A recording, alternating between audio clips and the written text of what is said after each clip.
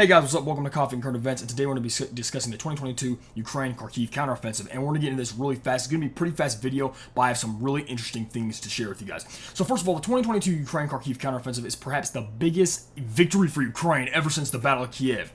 Alright, ever since the Battle of Kiev, where Ukrainian forces actually stopped the Russians from taking Kiev, Kharkiv's counteroffensive has been perhaps one of the biggest and greatest for Ukraine. Now, let me explain why. Okay. So, if we look closer at the Kharkiv Oblast, now just warning you, this is September 12th. This is a map of September 12th, so Ukraine controls almost the entirety of the Kharkiv region. But before, it was not the case. And right all along this area, Russian forces controlled the town of Udi right here. They go down, they controlled all over here. They controlled Stary Staltiv, I hope I'm pronouncing that right. They controlled all these places, Velky Barak. They were controlled these places, Kupiansk, and almost I just say probably about at least 25% of the Kharkiv Oblast was under Russian control. And here's why that's so important. If you look right here, this is a railroad, okay? And this is a railroad from Russia directly into Ukraine. And if you look at the Russian-controlled territories, this supplies the Russian forces in Donetsk. And as you know, Russian forces captured Luhansk, but that supplies the Russian forces in Donetsk, and it actually goes directly to their front lines at Severodonetsk, Lysychansk, and this is where this is how the Russians get fuel for their offensive. Now the problem is the Ukrainians just recently took Kupiansk on September 9th, okay? And they also took Izium, which also Izium has a major railroad from here. As you can see, okay, it goes through Izium and into Donetsk, and that's what the Ukrainians took as well, Izium and Kupiansk. And the reason why that's so important is because it literally halts any Russian activity the Russians could do around this area. Look closely, okay? So the railroad starts from Russia, it goes through this area of Ukraine, has to pass through Kupiansk, then it can go to Kiev Sharika. And that town's still under Russian control, but because the Ukrainians captured Kupiansk, they blocked all the railways from there. Therefore, Russian supplies cannot get from Russia into Ukraine via this railroad anymore. It can't happen. So, this is going to severely impact Russia's operations down here in Donetsk.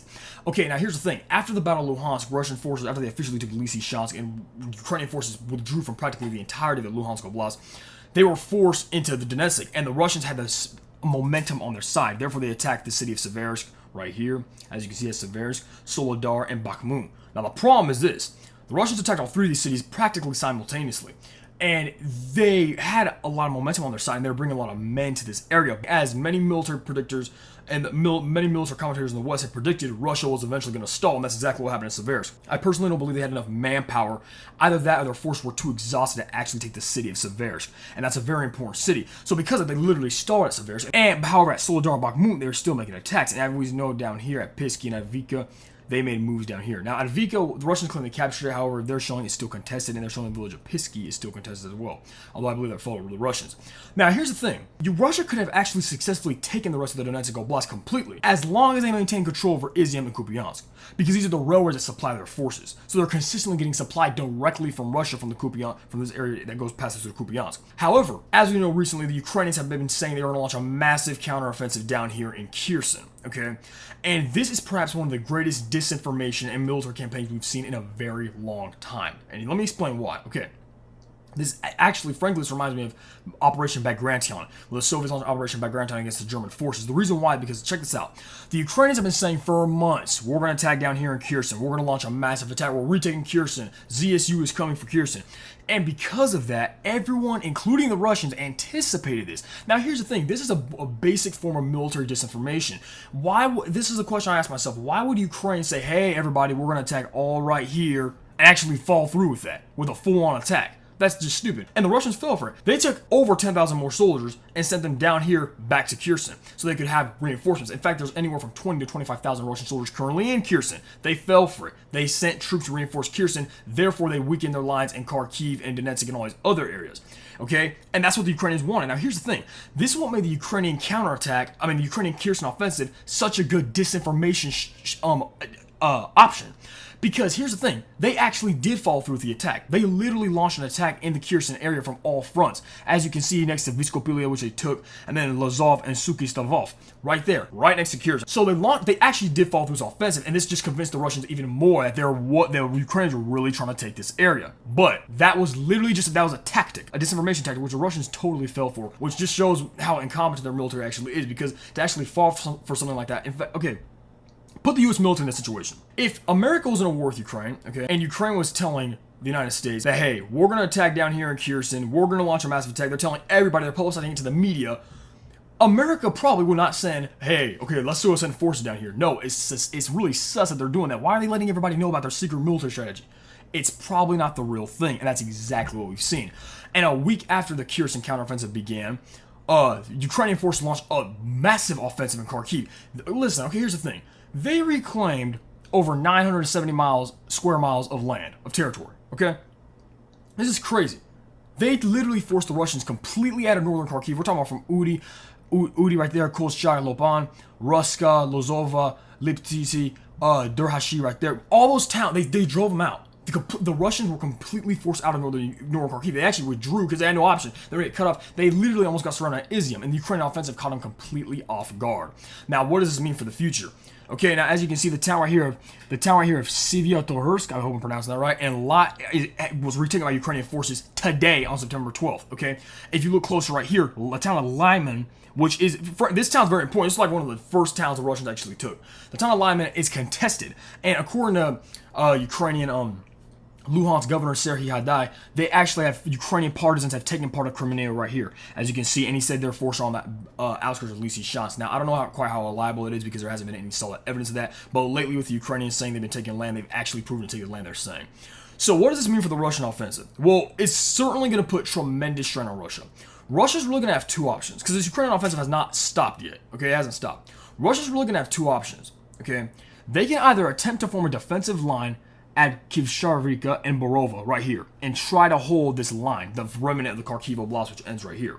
Or they can completely withdraw to Luhansk, which frankly I think they're going to completely withdraw. The reason why, because even if they attempt to hold this, if the Ukrainians push from Kupiansk, they can literally encircle them from coming from here and just encircling them from there, especially if they launch an attack from Izium to right here. So I predict they're going to completely withdraw from Kharkiv, the Kharkiv region, and they're going to be forced to withdraw to Luhansk. Now here's the problem with that. The problem with withdrawing from that is it makes Russia's goals even harder to reach, much harder to reach. And the reason why, because Russia was not only trying to take Luhansk, Donetsk, and southern Ukraine. That was not the plan. The plan was to take the Donetsk Oblast, the Luhansk Oblast, Kharkiv Oblast, Zaporizhia Oblast, which they control 70% of, Kherson, and Mykolaiv, and Odessa. You don't believe me? Okay, here, let me show you something, okay? Russia wanted to take all this from Ukraine. And the whole idea of Novorossiya is this, okay? The Odessa, Mykolaiv, Kherson, Zaporizhia, Dnipropetrovsk, Kharkiv, Luhansk, and Donetsk, all those regions Russia wants to take. That's the whole idea of Novorossiya. And in doing so, they cut Ukraine completely off from the Black Sea, and they get tremendous control of the area. Also, this would give them a perfect staging ground in invade Moldova, which,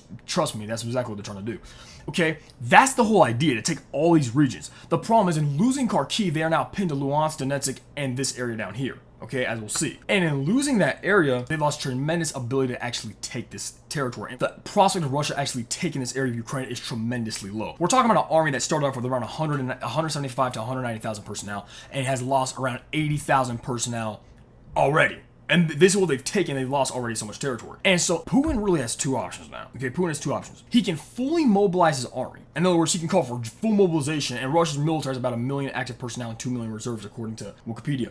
He can fully mobilize his forces and actually launch a full-on war in Ukraine, which that could result in Russian victory. Or he's just going to sit there with that limited amount of men, 190,000, and he's not going to win. There's no way this remaining army of 110,000 Russian soldiers is actually going to take Ukraine. Frankly, the Pentagon has been very conservative on Russian casualty estimates, and frankly, I think they've suffered more than that simply because of the inability of the Russian military to take key cities like Seversk. They were stalled at Seversk, and they couldn't take Soledar, Bakhmut. They could not take it. They were in these cities. They were in Bakhmut and Soledar for over a month fighting, didn't take it. They were in Seversk for over 2 months, still didn't take the city there.